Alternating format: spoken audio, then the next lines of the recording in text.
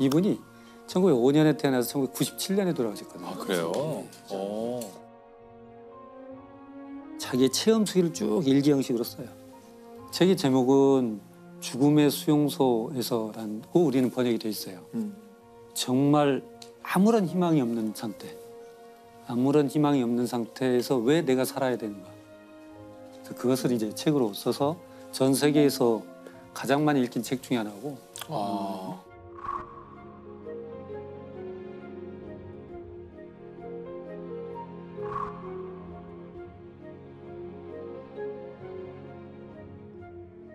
실은 직접 체험을 했기 때문에 전달력이 있었던 거고 전 세계 사람들이 그 사람을 존경하게 됐던 것 같아요. 그럴 수 있겠네요. 정신과 의사. 예. 이 사람은 의미치료라는 걸 만들어내거든요. 의미치료란 어쩔 수 없는 상황들, 아무것도 못할 때 가치를 부여하지 않으면, 의미를 갖지 않으면 생존할 수 없다는 겁니다. 항상 최악의 상황인데도 불구하고 앞으로 무언가를 해야 될 그 의미를 줬을 때 이들은 생존하더라는 거죠.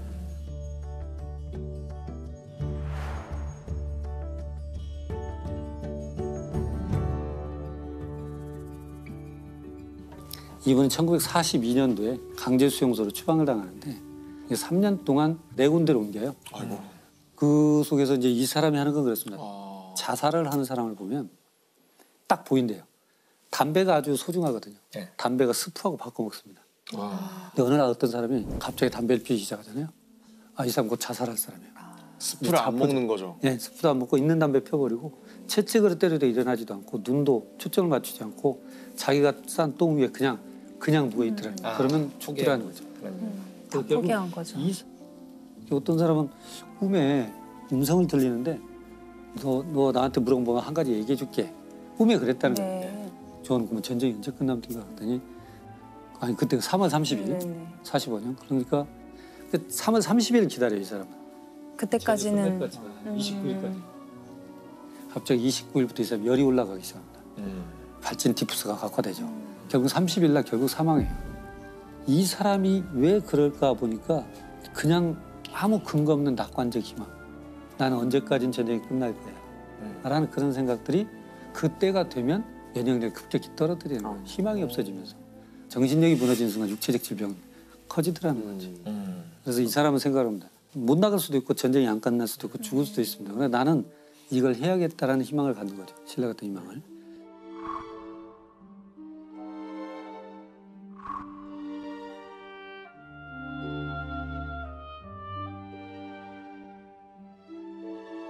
깨알같이 씁니다. 기억나는 대로. 이걸 기록을 하고. 그래서 가끔 뭐 이렇게 뭐 영화나 뭐 이런 소설 이런 데에서 보면 뭐 그런 장면들이 나오죠. 뭐 수용소나 감옥이나 이런 데 안에서 그 주인공이 이 역경을 헤쳐나가는 것 자체가 희망을 가지는 것 자체가 소소한 목적이나 뭔가가 생기잖아요. 그렇게 되면 그거는 사람이 살아갈 수 있는 동력이 확실히 제공이 되는 것 같아요. 네. 그 수용소에 들어가기 전에 한 10몇 년을 그 의미치료라는 학회도 만들고 하고 있었어요. 그런데 자기가 이제 그 수용소를 들어가서 직접 보는 거예요. 이론은 내가 그전에도 준비를 해봤었지만 진짜로 내가 들어가 생활해본 것을 같이 첨부해서 한 권의 책을 항상 냅니다. 다 기억하고 나온 거군요. 하나하나 다. 그럼 기억할 수밖에 없어요. And if there is a meaning to fulfill, if he's aware, if he becomes cognizant of such a meaning, he's ready to undergo tension, stress, and so forth without any harm being done to his health. 어떤 형태로든 우리는 가치를 부여하지 않으면, 의미를 갖지 않으면 생존할 수 없다는 겁니다. 근데 의미 치료라고 하시니까 사실은 뭐랄까 그런 말들이 많아요. 저희 아마 나이대 동나이대 친구들일 것 같은데 삶에 꼭 의미가 뭐 있어야 되나. 뭐 너무 과다한 의미를 스스로 부과하는 게 뭐 무슨 의미가 있을까? 뭐 이런 식으로 말장난도 많이 하고 되게 그런 어떤 것들이 굉장히 만연한데 교수님 말씀을 들어보면 의미 치료라는 건 예를 들면 이런 걸로 뭔가 베스트셀러를 남기겠어. 이런 의미 치료는 아니죠. 거죠. 네. 이분이 얘기하는 건 뭐냐면 어떤 큰 일을 해내고 누구한테 주목받는 일이 아니고 지극히 나만의 의미. 너가 갖는 너 삶의 의미를 찾아라 이런 뜻이거든요. 이건 큰 건 아니에요. 지극히 나만의 의미. 그 남준 씨 교수님 얘기를 들으면서 어떤 삶의 의미를 갖는 것 자체가 되게 목표가 있는 것 같고 삶의 의미가 있어야 얘가 되게 바른 삶을 살고 있는 것처럼 평가를 하잖아요. 너 삶의 의미가 있어 없어? 네가 진짜 좋아하는 네 꿈을 찾았어 아니야? 고통을 주는 이걸 거죠. 굉장히 괴롭게 만들잖아요.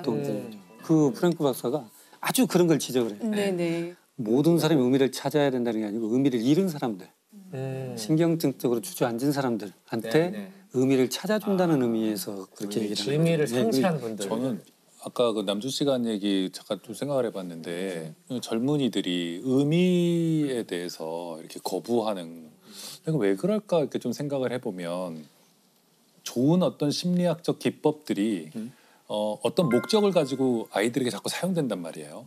자기주도라던가 자기주도 뭐 이런 것들이 결국에는 나 공부시키려고 하는 거고 그렇죠. 또 한편으로 또 애가 예를 들어서 어떤 공부를 안 하고 있거나 아니면 어떤 걸 안 하고 있을 때 부모들이 여러 접근법을 써요. 너도 그래도 하고 싶은 게 있을 거 아니야. 이런 식으로. 이건 되게 많이 들어본 말 같은데. 공부가 싫을 수는 있어. 하지만 너도 그럼 하고 싶은 게 있을 거 아니야. 얘기해봐. 그래서 조심스럽게 얘기를 할 수는 있어요. 애가 처음에는. 공감하는 것 같잖아. 그건 너는 좀 어려울 것 같아. 일단 공부를 먼저 하는 게 어때? 공부 다 하면 할 수 있어. 그것보다 더 나쁜 게 그걸로 어떻게 먹고 살려 그래. 그렇죠. 나 잘 되려고 그런 거니? 그래, 너 좋자고 하는 거라. 나를 어떻게 안다고. 모르잖아요. 젊은이들이든 아니면 학생들이든 선생님 말씀하신 것처럼 삶의 의미를 찾고 싶어 한다고 생각해요. 네. 다만 그걸 말하고 싶지 않은 거죠. 말했을 때 부정당한 경험이 많고 그거를 말했을 때 이것도 나한테 의도가 공부시키려고. 있는 거 아닌가. 그럼 이우 교수님의 직업적이나 그런 부분에서 어떻게 그 삶의 의미를 적용하셨는지. 저는 그런 생각을 했어요. 가족들이 자꾸 눈에 보여요 이제. 유족분들. 네. 가족들이 눈에 보이는데 그건 뭐냐면 이분들은 돌연한 사망들이고 어떤 때는 이분이 원치 않는 타인이 개입됐다는 강력 사건일 수도 있거든요. 그러니까 저는 이것도 하나의 트라우마 같아요. 그렇다면 이런 분들한테도 할 수 있는 역할이 뭐가 있지 않을까라는 이런 생각들이 보이게 되더라고요. 들어는 줄 수 있을 것 같고 또 어떻게 보면 그 환자를 직접 신체를 진료했던 사람이기 때문에 그런 나만이 할 수 있는 그런 것들이 보여지더라는 거죠. 기적을 하면서 이분을 생각했다는 것은 그 어려운 시기를 겪고 기적처럼 생존하기도 하고 헤어날 수 없는 과정에서도 그래? 삶이 나한테 이렇게 던졌다면 나는 이런 선택을 했다고 난 얘기할 거야. 그 대답을 나는 이렇게 할 거야. 라고 했던 그 자체가 기적이라는 거죠. 새로운 기술과 도전을 했던 사람의 얘기를 좀 한번 해보고 싶어서 가지고 왔습니다. 일단 인물이 여러 명이 나오고요. 인물들 일단 가족의 이야기입니다. 가족의 이야기요? 네, 가족의 이야기예요. 로블링가의 이야기인데요. 이 시기는 1860년대 정도로 이제 올라갑니다. 뉴욕인데요. 당시에는 자동차 같은 게 거의 없던 시절이고요. 다 마차를 주로 타고 다니거나 아니면 배를 타고 다니던 그런 시절이에요. 뉴욕의 맨하탄이랑 브루클린이랑 사이에 강 이름이 이스트 강인데 이 브루클린에서 맨하탄 가려면 배를 꼭 타야만 하는 거예요. 배밖에 없었는데 여기가 사실은 강이라고 하기에는 조금 너무 커요. 너무 넓은 강, 거의 한 폭이 한 1km 정도 되는 거의 큰 바다의 강이고요. 면에 있는 것이니까. 거의 바다로 가는 길이다 보니까 물살도 엄청 셌대요. 이 로블링이 어린 아들을 데리고 그 겨울에 그 강을 건넌 배를 탔는데 꽁꽁 얼어가지고 갇힌 거예요. 잠시 배가 나가지 못하고 강이 얼어붙으니까 거기 갇히는 사건을 한번 겪고서 이거 안 되겠다. 다리가 있으면 너무 좋겠다. 이러면서 여기다가 다리를 건설하려고 하는 거예요. 가족이요? 네, 가족이네요. 뭐 현 건설 가족일 수도 있고. 네, 그렇잖아요. 중공업을 가지고 있을 수도 있겠네요. 이 아버지 로블링이 존 로블링이라는 사람인데요. 이분은 다리를 건설하는 것에 대해서 몇 가지 특허 같은 걸 아마 가지고 계셨던 것 같아요. 그래서 당시에 좀 유명한 다리를 짓는 건설업자였어요.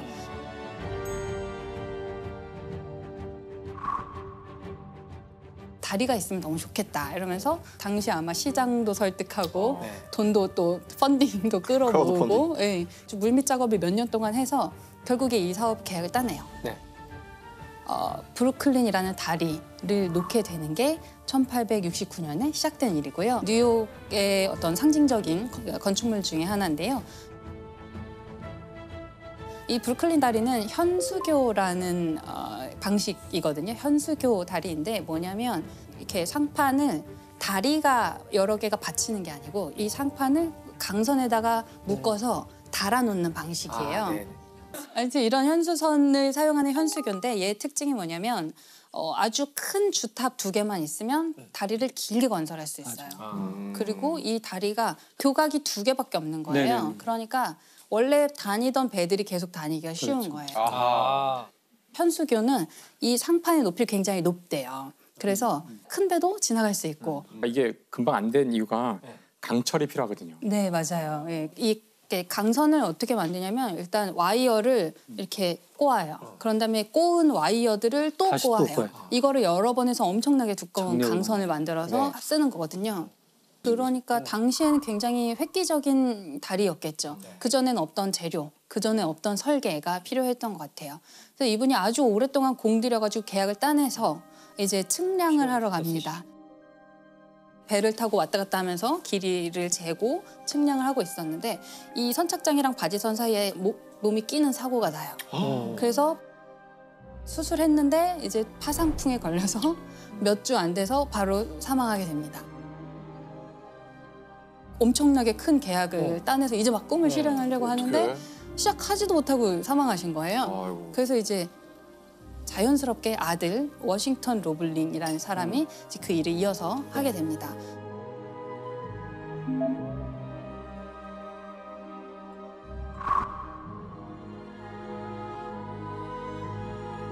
실제로 다리를 짓기 시작하는데 이 주탑의 높이가 거의 한 100m 가까이 되거든요. 네. 엄청나게 높은 주탑을 집안에다 잘 다리를 박아야 되는데 물밑까지 들어가야 되잖아요. 물밑에 들어가서 집안을 파내고 다리를 놓고 또 다시 다져서 이 일을 해야 되는데 이분은 이제 좀 더 현대적인 방식의 잠함이라는 걸 도입을 해요.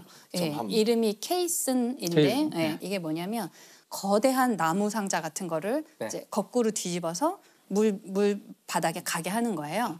나무 상자라고 제가 말은 했지만 뭐 테니스 코트 몇 개의 크기의 거대한 상자를 물 밑에 가라앉힙니다. 그리고 여기다가 압축 공기를 싸가지고 이 안에는 물이 이제 들어오지 않게 하는 거예요. 공기가 있으니까 여기 공간이 확보가 되는 거죠. 에어포켓처럼 이렇게 쉽게 하면. 그렇죠. 에어포켓을 작업장처럼 되는 거예요, 그러면? 작업장이죠. 네. 그 안이. 네네. 거대한 에어포켓을 만드는 거예요. 와. 잘못하면 빠져 죽을 수도 있는 거 아니에요? 그럴 수도 있죠.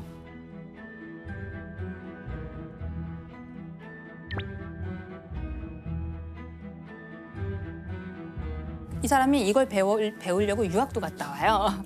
그래서 여러 최신 기법을 동원을 해서 결국은 위에 뚫어야 되지 않아요? 그러면? 그렇죠. 위에 이제 통로가 있는데요. 통로 만들어야 되고. 통로가 있어요. 이 통로를 에어락이라고 불렀대요. 이게 우리 우주선에 들어갈 때 에어락이라고 하거든요. 그래서 밖에서 이제 그 거대한 원기둥 안에 일단 들어가서 문을 닫고 사다리 타고 막 내려와가지고 에어락의 문을 열고 나가면 이제 거기가 작업장인 거예요. 이게 완전 우주선 같은 정말 어마어마한 시스템을 그 당시에 만들었던 거죠. 당시에 전기가 없으니까 이 안에서 사람들이 램프를 켜놓고 작업을 한 거예요. 램프가 여기저기 켜 있고 그다음에 얘를 엄청 크게 만들기는 어려우니까 겨우 사람이 들어갈 공간인 거예요. 그래서 이렇게 허리를 계속 숙이고 있어야 되고 일주일에 한 15cm 정도밖에 못 팠대요. 15cm? 엄청 많이 파야지 교각을 세울 수가 있는데 그래서 여기에다 이제 다이너마이트를 또 폭발물을 설치도 하기 시작합니다. 너무 위험한 것 같아요. 폭발을 시켜서 이제 바위를 깨고 이런 일을 하는데 또 화재가 나기도 하고 이런 산소도 일이 부족하고. 그렇죠.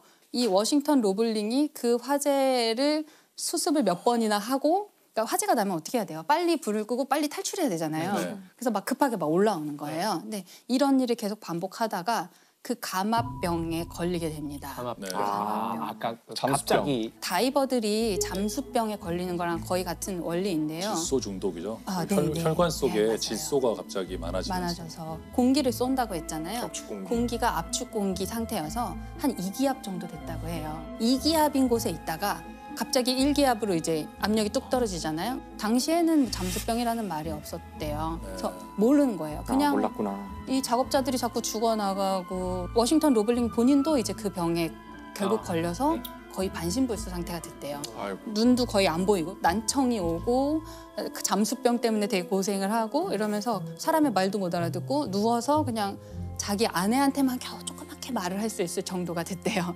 그래가지고 이 작업장은 계속 작업을 하고 있는데 워싱턴 로블링은 집에서 창문에 망원경 같은 거를 대고 이제 볼 수밖에 없는 상황인 거죠.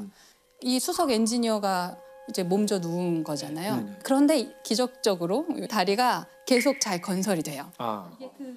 이 다리가 어떻게 계속 건설될 수 있었는가 하면 아내가 계속해서 이렇게 메시지를 전달해 준 거예요.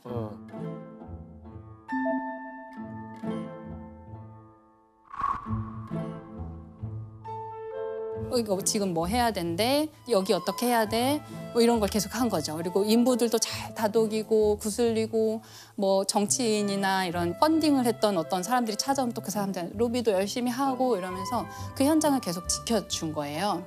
처음에는 남편의 메시지였겠지만 나중에는 자기가 그걸 계속 다 공부를 해서 왜냐하면 유학도 사실 같이 갔었고 결혼한 상태로 갔고 자기도 계속 보고 배운 게 있었던 거예요. 이 일이 한 14년 정도 걸려서 공사가 네, 완성이 됩니다. 왜 14년이나 걸렸냐면 물론 다리 자체도 엄청 크고 당시에 막 신기술을 도입하기도 했지만 사람들이 계속 의심하는 거예요. 야, 이거 다리 무너지지 않을까? 그랬겠네요. 되겠어? 네. 당시엔 너무 이상한 건축물이잖아요. 수석 엔지니어는 왜 안 보여? 니네 뭐 이상한 거 아니야? 조치는 사람들 비리 있는 거 더 오래 아니야? 걸리니까. 막 이러고 그리고 시장이 바뀌고 이러면은 전 이거 왜 정권이 여기다 자꾸 했던 거. 돈을 이렇게 퍼붓냐 보니까 뭐 강철로 뭐 이렇게 상판을 연결한다는데 말이 말도 되는 안 소리를 해라. 그럴 수도 그리고 뭐 사람도 많이 죽었다면서 그렇죠. 그거 하다가. 그리고 사기도 당해요. 약간 그 강선을 얘기하셨잖아요. 이 강선이 당시에 이제 귀한 재료니까 납품업체가 좀 속인 거예요. 좀 품질이 미달되는 강선을 철근, 납품을 불량 했어요. 철근 같은 거구나. 그렇죠. 그래가지고 다시 주문해서 다시 하고 이러느라고 이제 14년이나 걸린 거예요.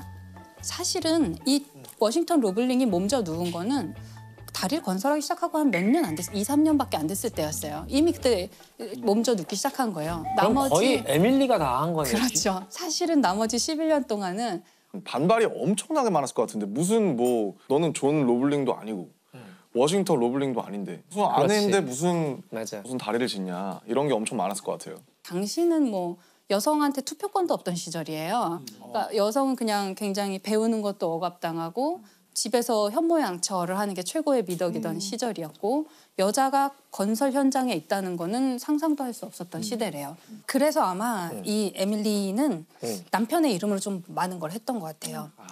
남편의 메시지를 전달하는 것처럼 자기가 지시를 하고 총감독을 하고 감시를 하거나 뭐 검사하러 오는 사람들도 있을 거 아니에요. 중간중간에. 그런 사람들이랑도 굉장히 잘 지냈대요. 그래서 이 11년이나 됐잖아요. 사실 11년 동안 현장을 이끌어 나간다는 거는 본인이 그 모든 걸 실제로 관장하고 있지 않으면 사실 불가능한 일이잖아요.